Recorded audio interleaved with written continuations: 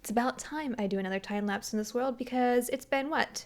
About 2.5 months since the last one. So this is a time lapse of my newest mega base. It's actually an addition to my current base, but you know what? We're just going to classify it as something entirely new for the sake of this separate video. So the idea that I had initially was to do a giant jungle environment underground. Well, not underground, but sunken in the ground in a giant hole. And like I said, this is a project that took me about 2.5 months, working on it at least once a week.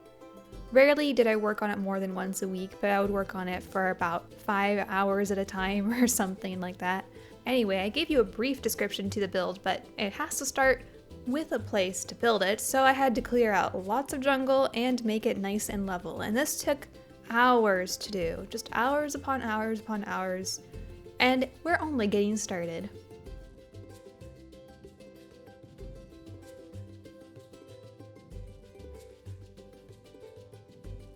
Now, once we have leveled off this area, made it nice and flat, I am going to start with the ceiling of this underground sanctuary, which is going to be just a domed roof. If you know anything about me, I'm just a little too obsessed with domes. I don't know why I love to build them so much, but this is going to be the largest dome I ever built in survival. And as you can see, I am just doing trial and error, trying to make sure I have the perfect circle to start with. I am just taking my time with this so I don't mess it up, because I would hate to be one block off, which I probably did mess up once or twice, but for the most part it went very smoothly, just because I took my time with it and didn't rush anything and just went very slowly. So I made lots of fine tweaks just to make sure the circles were perfect, and then I also went ahead and mapped out the angles for the sides using the glass just to kind of fill it in. And once you have all of those done, you're just making a bunch of tiny circles just to fill in all these gaps. And eventually you'll get a dome shape just by stacking circles on top of each other, if that makes sense.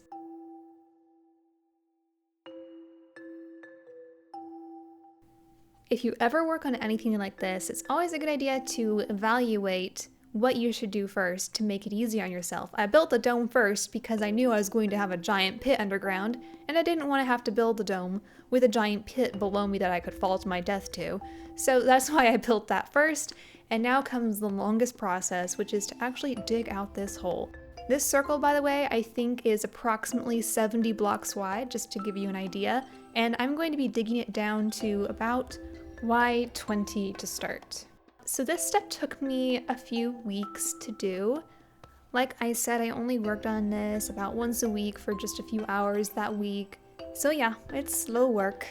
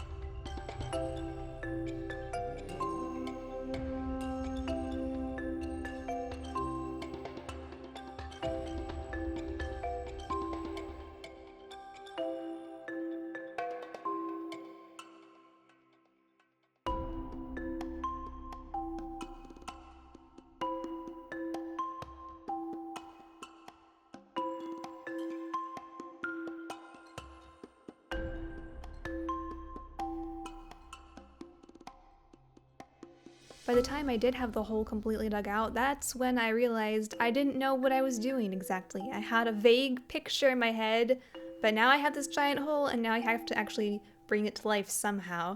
Thankfully, I did have some forethought with how I wanted this staircase to be cascading down the sides, and I was kind of working on that as I was digging down. So I decided to add these giant pillars all around.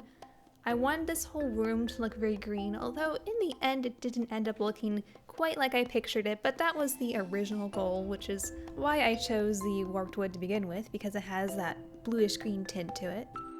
A lot of the designs I do when I'm building in survival is just trial and error and just make it up as I go, because half the time I don't really know what I want, and I don't really plan it ahead. I know I should, but I don't.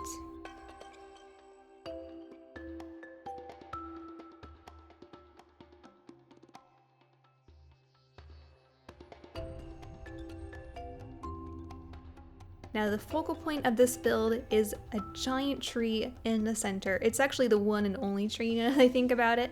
I was originally going to do more trees, and I still might, but for now I think one tree is enough, especially considering the size of it. I think this was the largest tree I have built in survival up to this point, and it's actually pretty good, but I will say it does take a lot of patience to build something like this. Just take your time and don't rush things. Of course, you could be better than me and actually pre-design it in creative, but really, like I said, the key is just being patient.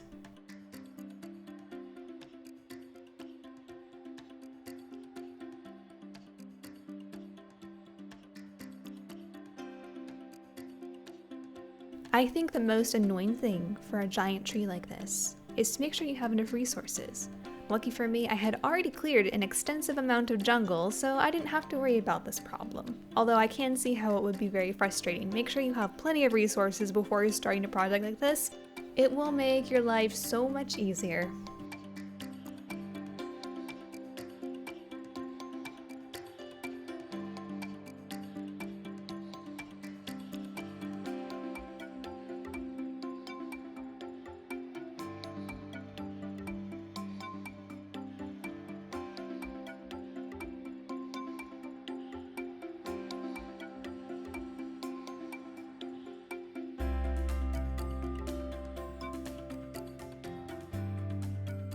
By this point, my build isn't exactly going the way I imagined it. Not that it's bad, it's just not what I imagined it.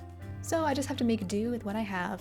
And try my best to make it look interesting by adding random waterfalls that come out of nowhere in the walls, and building up a very fake looking environment below the tree. Who doesn't want a fake environment underneath their tree?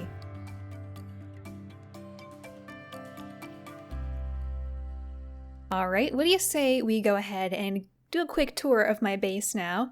If you haven't seen this part of the base, that's because it was in another video, so you need to go back and watch the time-lapse of this panther head in this area that I'm standing. But this is how we get to the section that I did just build, so we have to show it off. We've got the giant panther head, we've got our entrance, our lovely shaders shining through the trees, so lovely. Oh, I took off my soul speed boots, that's why this is feeling so strange. So, the entrance to the place we just built is right down here. So you're going to enter into the store, and there is a word of warning. Please do not feed the pigeons. They are all untamed, and they will remain so. We do have a couple of ocelots in here. I tried to get as many animals as I could, but before I get into all of that, here's the view from up here. I think it looks so pretty with shaders, and look at the dome up there. Really, the dome is more as a protection than anything else, and so things can't escape because I wanted to keep things contained in here. But there's our waterfall going down the side, looks so lovely with the shaders. And the top of the tree, I was hoping I could have made it taller, but I think it's fine how it turned out.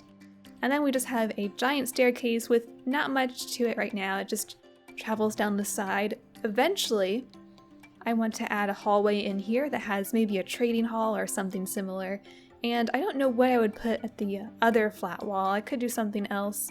There's many farms I could make. I do have a few guests here who will help me take care of the parrots. As you can see, the birds absolutely love their caretakers because they take very good care of them. I give all of the credit to this looking so amazing to the shaders because I think it just looks 10 times better with the shaders on. I do know that I don't have this place completely spawn-proof yet because I didn't want to do too much light spam everywhere, but I'm okay with that because I don't know how often I'm going to come down here. It's really just to come down here just to look. So right now the only way to get down into the middle is to jump down into the water, and the only way to get back up is the waterfall. And I like that because then it doesn't have like a weird staircase or something that animals can escape. Not that they would ever want to, or they can. But we have some pandas down here and lots of birds. And inside the tree is one of my favorite places because we have bees and hives all built into the sides of the tree. We also have a few pet bats, so you might see some of them hanging around doing their thing. So basically this whole area I tried to fill in with as many animals as possible. I still might go get more. I would like to get some foxes in here and definitely need more ocelots. I only have a couple of ocelots, and I think I have 3 pandas. Yep, there's the third one. I need to breed the pandas again. But anyway, that is down here. There really isn't much to this place.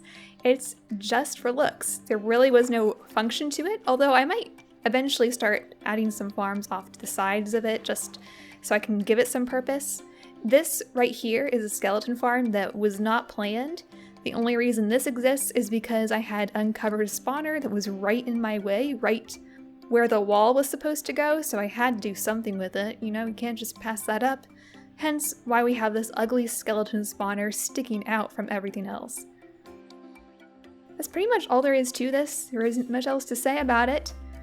This took a lot of work, but I'm actually really happy with the results, even if it didn't turn out exactly like I pictured. But does anything ever turn out exactly as I picture it?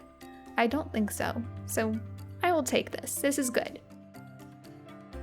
I hope you enjoyed that time lapse, and I hope it was inspirational to you. That's pretty much the only reason these videos exist, and I suppose they are fun to make, even if they do take forever. But that is all. I must go. I hope to see you again sometime. Goodbye.